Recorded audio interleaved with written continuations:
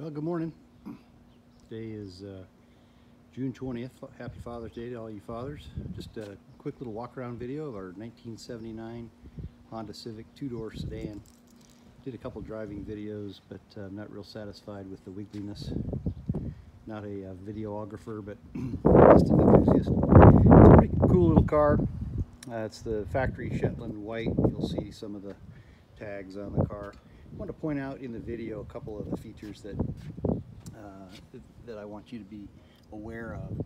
Looks like there was a little minor corner hit here with just a light scuff on the lower fender, and then also this water drip pan. A few little minor scuffs in the paint finish. There on the hood, one here on the hood right at the center ridge, and there's this little guy here. It's just a whoopee. But the headlights work, turn signals work. It's believed to be a long-term Arizona car, with the records not being kept in the old days. We've only got to go from the title history and doing some owner tracking, but all that's detailed in the write-up. And we've got 5 new tires, including the spare. These are just little guys, 155 ADR 12s. It's a GT Champiro BXT Plus. Actually surprised on the quality and quietness of the tire.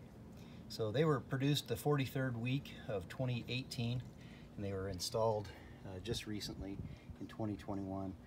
Ordered them new from Discount Tire, and they delivered them with those date codes. So there's one little windshield chip that's been repaired by the previous owner, but overall there's not a lot of pitting in the windshield. It's got a chrome side door mirror.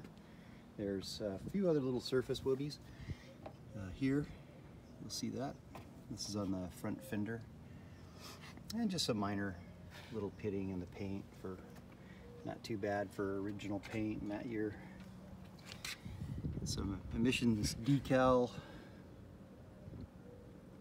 You'll see on these quarter turn or flip out windows, just a little bit of light surface rust underneath those. And then getting into the driver's side, here's the VIN plate. You'll see that also in the documents. But the trim, fortunately, is still available. It's just pretty dried out on this model. Arizona does that. On our 2010 4Runner, we've had to replace a lot of the belt line moldings just from heat and dryness. Overall, a well done car. It has been inspected for the undercarriage damage, so that was a recall service bulletin done by Honda many years ago, and that's the Shetland white in 861. Interior, the front seats have been redone in kind of what they call a Volkswagen tweed. It was really close to the factory original, and the rear seats remain in the factory original. However, there's enough material should the future steward want to recover those. Enough for the front and rears. I'm sorry, enough for the rears in the spare tire or spare parts kit. Pardon me. That's the rear. You can see the pattern of those is not too dissimilar from what you find in the front. Little side storage compartments on both sides. 3-point seat harnesses, and you can see that the top of the rear seat, we put some Gorilla Tape on it to reduce the cracking, but it continues. Little minor things, some kind of a stain from the old days, and then lap belts for the rear passenger occupants. Carpet's in great shape. We just got these WeatherTechs on there just as a protector, both front and rear. Nothing odd. I've actually had the entire interior out and examined it and cleaned everything, and looks really good. It does have a new fuel cap. I've got the original fuel cap in a box.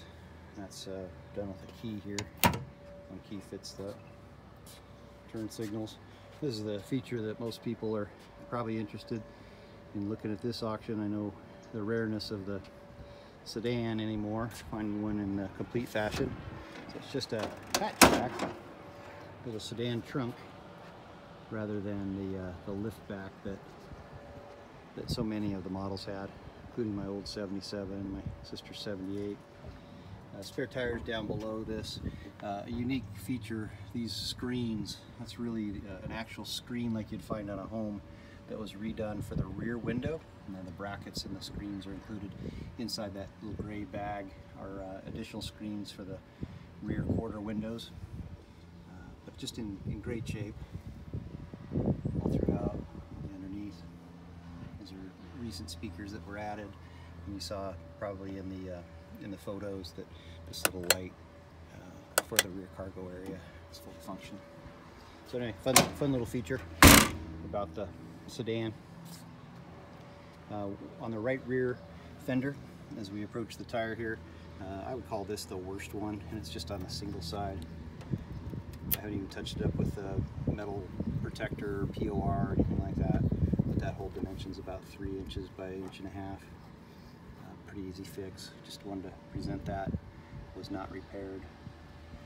And all the side molding trims, these were probably a dealer installed option, so you can get that extra 140 bucks at the dealer. Center caps are original. Lost some of their red paint, but easily replaceable. Here's the passenger side quarter window. You can see just a little light surface rust at those seams. And then down below, looks like a previous owner may have tried to do a little touch-up paint. I have not. And a little light surface things, just patina starting to come through on the original paint. But overall, it's in really good shape. The antenna is just a mast antenna. Funny enough, it's on the right side or passenger side for our friends abroad. Extends quite a bit. Still works. It's all connected to the radio.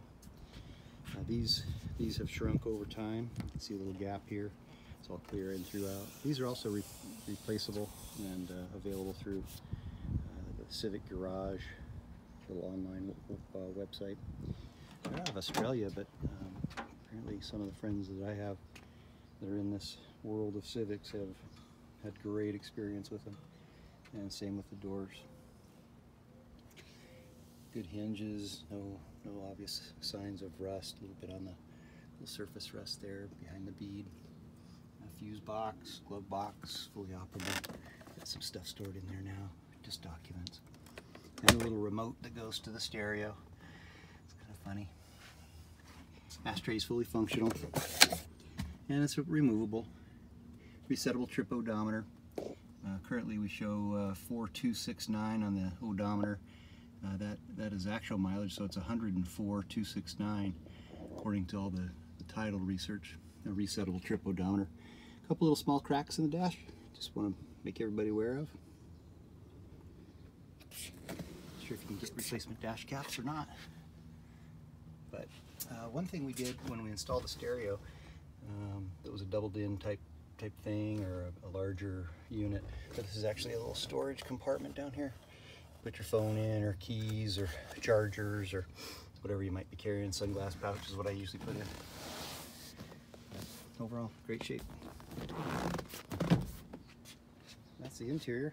Let's take you into the engine bay.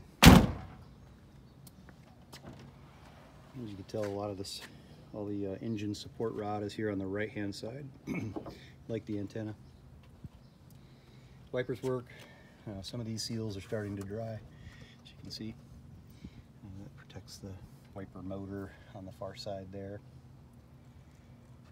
That's the EK1, 1.8 liter out of Honda Accord, Honda Prelude of that vintage, 79 to 83 for the Accord, and up to 82 for the Prelude, when they used a slightly different motor. Stock radiator of the 1.5. This car was originally a 1.5 car. You can see down in here that at the very bottom of the radiator there's a thermo switch. We've got it hardwired. I was unable to find one of those thermo switches that's in op. So as the vehicle's on, the fan's on, electric fan. Coolant system, including all hoses, have been replaced. Car didn't need a whole lot. We just did a major tune-up to it. Spark plug wires, cap, rotor, had the points adjusted. Coolant was good, new battery. Upper strut mounts are in pretty good shape overall, and those can be re-urethaned or replaced with some racing bushing if that's the direction you want to go. Alternator, There's the reservoir bag, and I do suspect that the connections, or it's just been salted with the little motor that does the windshield washer. But easy fix, and nothing I ever concern myself too much of. Done a whole bunch of them on old Volvos. It takes about 20 minutes. I think they're still available. Drive belt, timing belt was inspected, reset timing. We have a good mechanic, Brian Roy, Future Service Automotive, that really helped us both, my son and I, running the 3-barrel carb intake. Just runs fun. And you've seen these already in the document category and library, but just wanted to give you guys a quick little walk around, and hopefully that gives you a feel as almost like you're standing in my driveway checking it out yourselves. Anyway, good luck with the auction. Hope you guys have fun viewing it, and have a great day.